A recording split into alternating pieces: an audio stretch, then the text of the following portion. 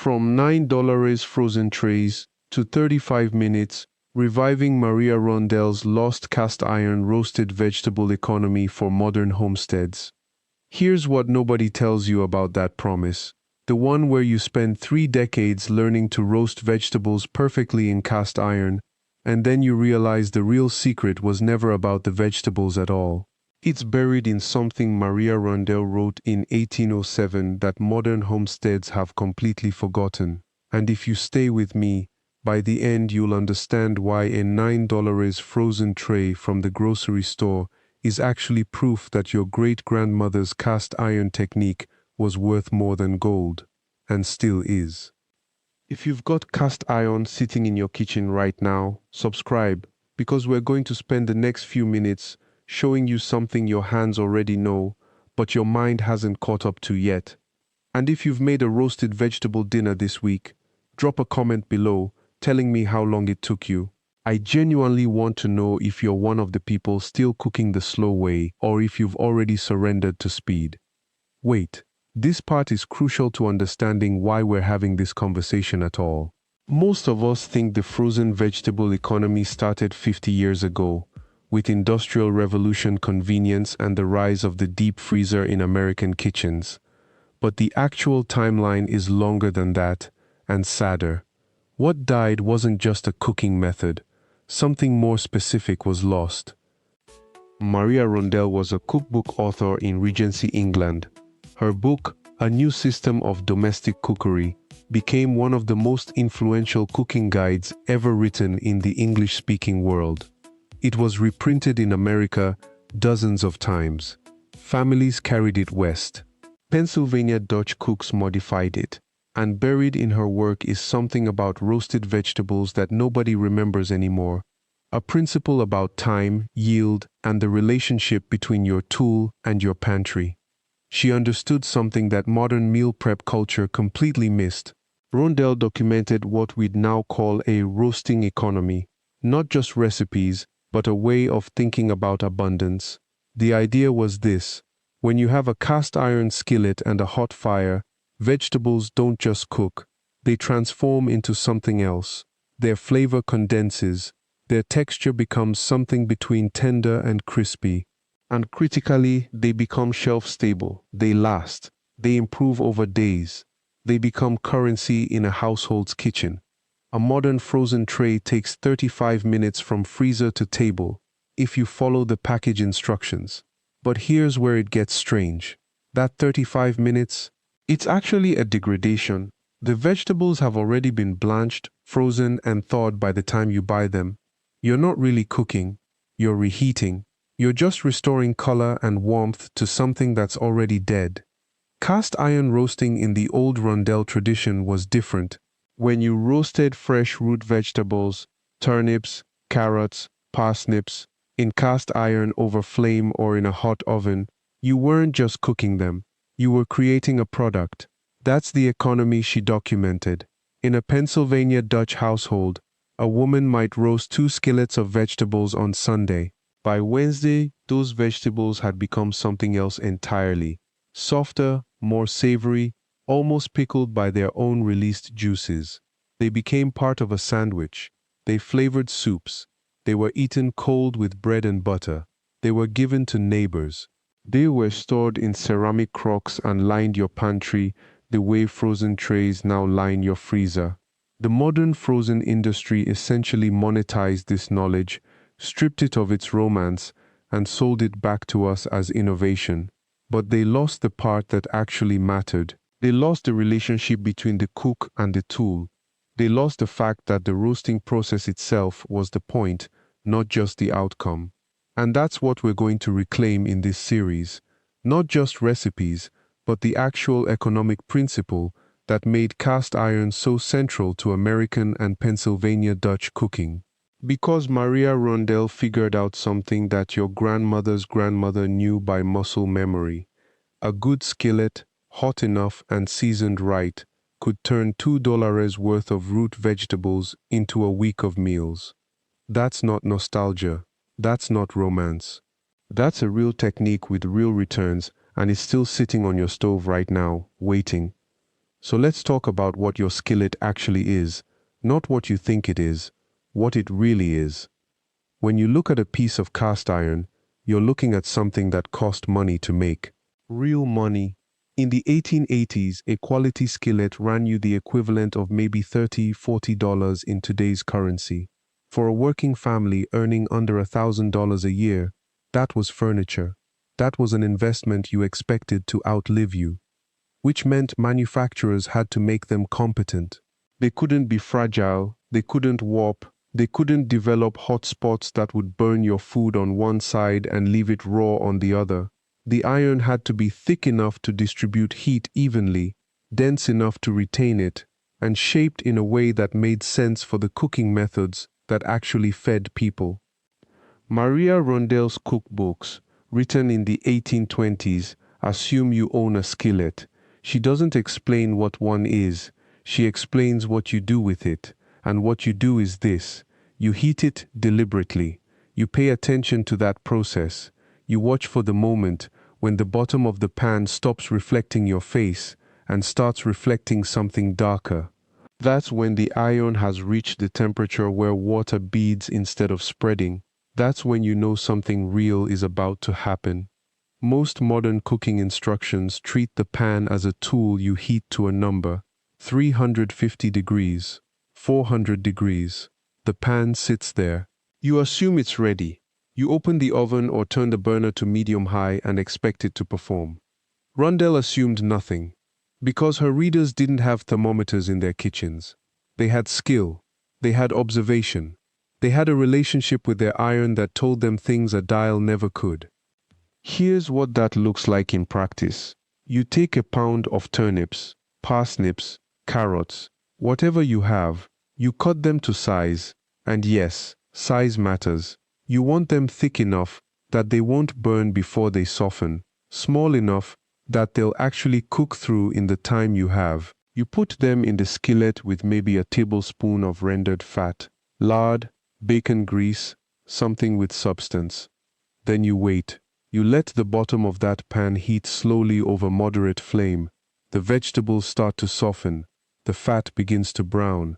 The smell changes.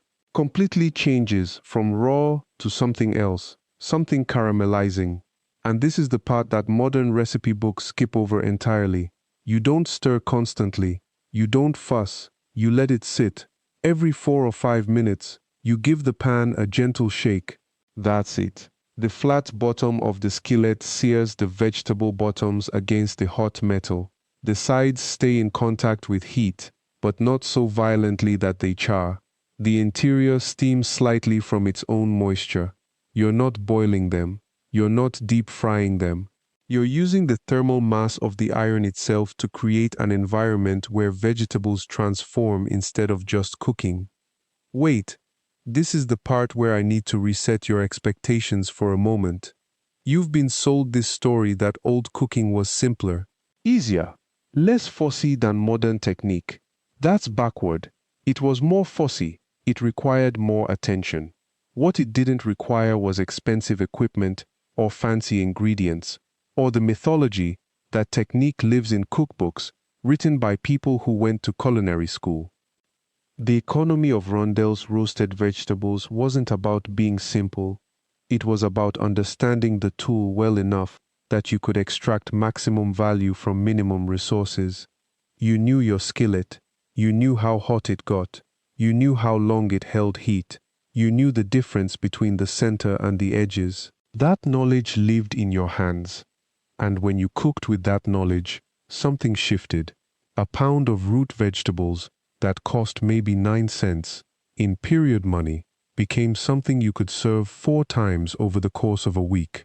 The first night, hot and caramelized, with bread and butter. The second night, chopped fine and fried in the same skillet with a beaten egg. The third night, softened and mashed into a side dish. The fourth, broth. By the time the skillet went back to the pantry, you'd extracted 4 separate meals from one investment of your fuel, your time, and your iron. Modern frozen trays promise that efficiency. They deliver convenience instead. The difference matters more than you'd think. When you own a frozen tray, The tray owns you back. You follow its instructions. You heat your oven to 425. You spread the contents on the tray. You set a timer. 35 minutes, the box says. Sometimes 35 minutes is what you have. Sometimes it isn't. Either way, the decision is already made. With Rundell's method, with cast iron, the control stays in your hands. Literally, you decide when the vegetables hit the heat. You decide when they're done. You decide what happens next. That's not just cooking, that's autonomy. Before I take you deeper into this, I need you to understand something that modern cookbooks often skip. When Rundell wrote her recipes, she assumed her reader had built a relationship with her cast iron, not a transaction, a relationship. The skillet had been used maybe 500 times already. The seasoning wasn't theoretical, it was alive. Today, many people inherit a cast iron skillet and treat it like a museum piece until something goes wrong. They're worried about the seasoning, worried about water damage, worried they'll ruin it, so it sits. That's the opposite of what Rundell understood. The cast iron only becomes itself through use, through repetition, through the accumulation of small cooking decisions made over years. Let me ground this in something specific. Rundell's economy assumed a gardener. Most households that followed her recipes had access to root vegetables, turnips, parsnips, carrots, beets, from a cellar store, not from a grocery store, from a cellar, meaning they came in at harvest time, buried in sand or sawdust, to last through winter. By February, they weren't fresh, they weren't crisp. They were months old. That's where the roasted vegetable technique became essential. Age softens root vegetables. It makes them sweeter as the starches begin to convert to sugars. Moisture content drops. When you roast something that's already lost water and gained sweetness, you're not fighting the ingredient. You're amplifying it.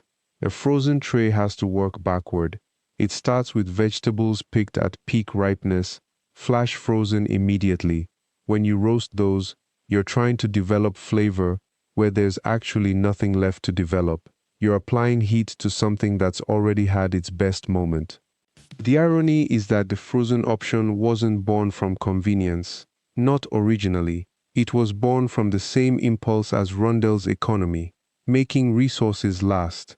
Freezing was a way to preserve the summer harvest so it could feed you in January.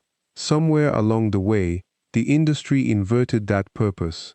Now, freezing isn't about preservation of your own harvest. It's about the removal of cooking skill from the equation. Rundell's approach required you to know something. The frozen tray requires you to follow instructions. One builds a cook, the other builds a consumer. Here's where the practical advantage becomes clear. A pound of root vegetables, turnips, parsnips, whatever you have, costs roughly $3 to $4 at a modern grocery store, depending on season. They're not old, they're fresh. But follow Rundell's method in cast iron, and you still get 4 meals. 1 pound becomes 4 plates. That brings your cost per meal to under $1. A frozen tray of similar yield runs you $9, sometimes 12. The math isn't revolutionary, but the implication is, you're not just saving $3 a meal.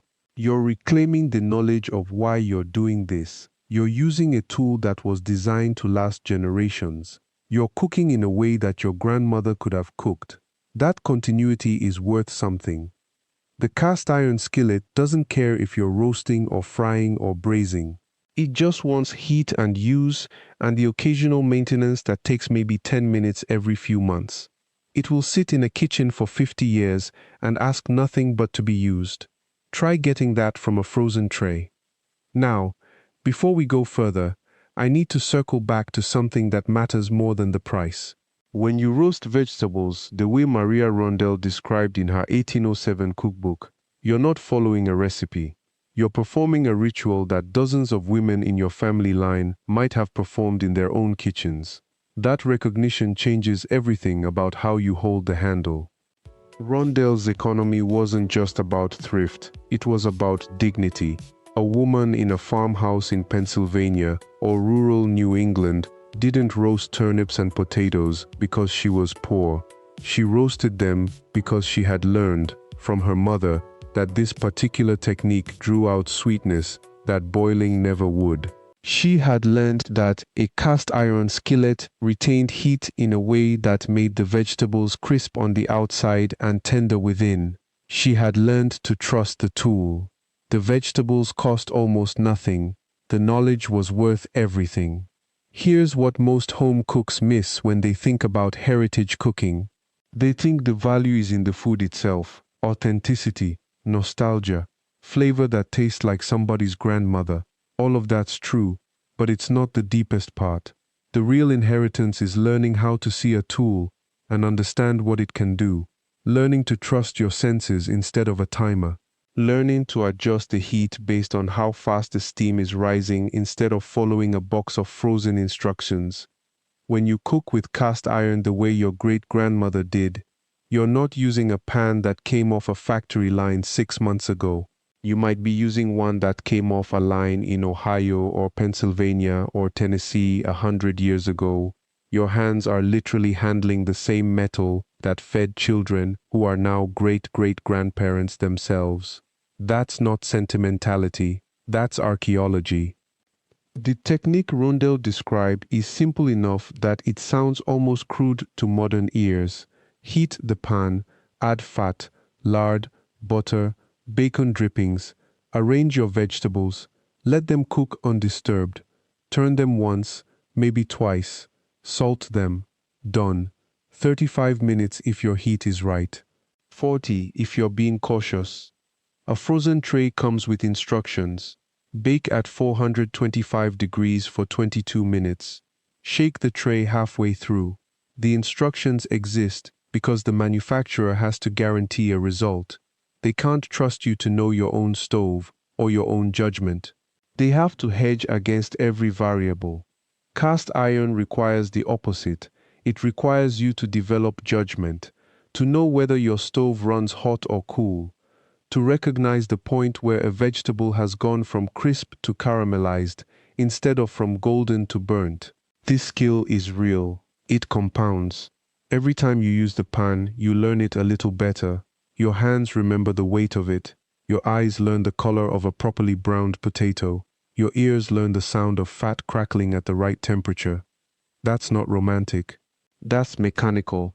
And that's exactly why it's valuable. Your nervous system is being trained, not just your brain. The vegetables you roast in cast iron will taste different than the same vegetables roasted in a sheet pan or a Dutch oven. If the cast iron is well seasoned, the difference isn't huge, it's subtle. The crust might be slightly darker, more caramelized, the interior slightly more tender. The seasoning in the pan might add a trace of mineral depth that you can't quite name. Most modern cooks won't notice, but you will, because you paid attention, because you weren't distracted by a plastic tray or precise timing or the idea that cooking is a puzzle to solve instead of a conversation to have with the tool in your hands. That conversation is what Maria Rundell understood. That's what her economy was really about. Not saving 9 pence on supper. Preserving the knowledge of how to listen to fire, how to read heat without a thermometer, how to trust that a piece of cast iron that's been in use for 100 years knows more about cooking than you do, and is willing to teach you, if you pay attention. When you place that skillet on the table in front of your family, you're not just serving roasted turnips and potatoes. You're serving proof that some knowledge doesn't spoil, some tools don't wear out, some techniques survive because they actually work. This is the secret I promised you at the beginning. Maria Rundell's economy wasn't about pinching pennies. It was about something far more valuable. It was about teaching yourself to cook without props, without timers, without the safety net of non-stick surfaces that forgive carelessness. When you roast vegetables in cast iron the way she described, you're not just making supper cheaper, you're making yourself a better cook. The moment you stop relying on guesswork and start listening to the pan, really listening, something shifts. You hear the sizzle change pitch as moisture evaporates. You feel the heat radiating differently when caramelization begins. You know, without looking at a clock, that 35 minutes is enough because you've trained yourself to recognize the sound and smell of properly browned vegetables. That skill transfers everywhere, to soups, to stews, to bread baked in a Dutch oven.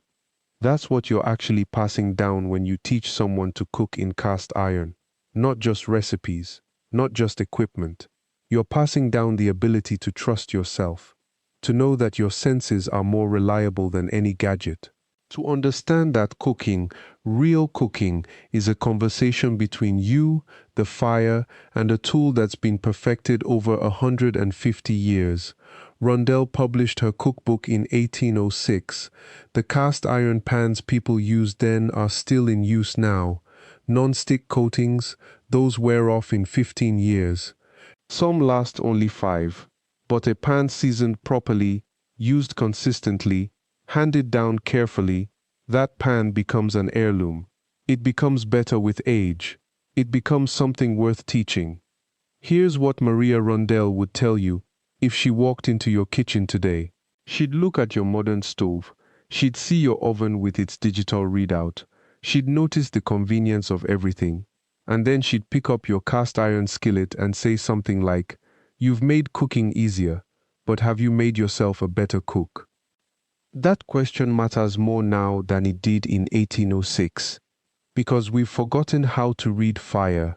We've outsourced that knowledge to machines. We've decided that cooking is something that happens to food, not something we do with food. Rundell believed differently. She believed that the economy of cooking wasn't about time or money. It was about mastery, about building hands that understood heat, about developing instincts that no recipe needs to explain. 35 minutes, 9 frozen vegetable trays. None of that is the point anymore. The point is this: you own a tool that connects you to every home cook who's ever stood at a fire and learned to trust their instincts. When you use that pan, you're not cooking alone. You're cooking with 200 years of accumulated knowledge, with the hands of people who couldn't afford to waste time or money, so they had to become exceptional, with the understanding that some things, real craftsmanship, genuine skill, true kitchen knowledge, don't depreciate. So here's your challenge for this week. Don't roast vegetables just to save money. Roast them because you want to hear your pan talk, because you're ready to stop following timers and start following your ears.